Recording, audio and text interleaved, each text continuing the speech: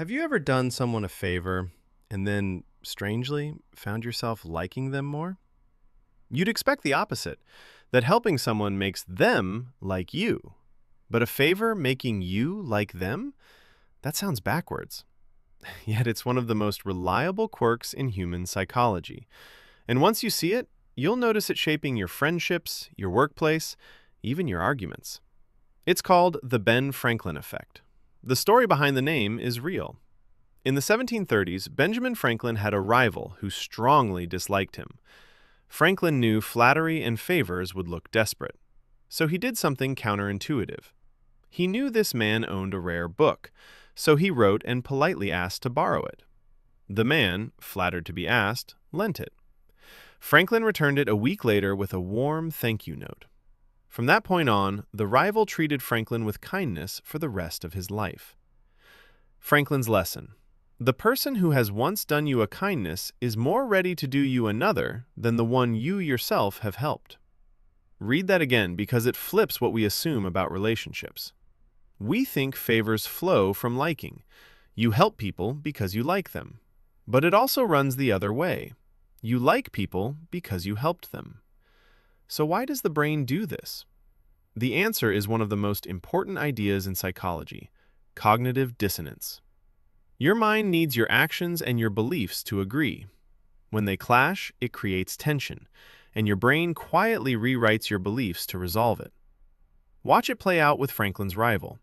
His brain now holds two facts that don't fit. 1. I just did Franklin a favor. 2. I can't stand Franklin.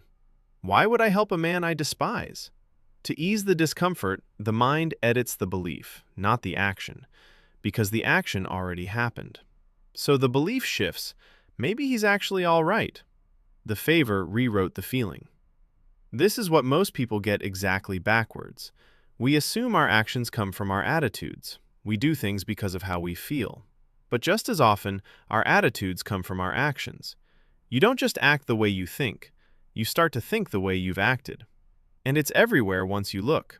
The garden you spent weekends on. The friend you're always there for. The cause you volunteer for. The effort didn't follow your affection, it created it. Psychologists have even found that groups with difficult initiations produce more devoted members, not despite the hardship, because of it. The mind reasons, I went through all this, it must be worth it. Effort becomes love. So how do you use this? Carefully and genuinely, because the moment it feels like manipulation, it backfires. First, if you want to connect with someone who doesn't quite warm to you, don't shower them with help. Instead, ask them for a small, easy favor. Borrow a book. Ask their advice on something they're good at. Small enough that yes is effortless, but real enough to count.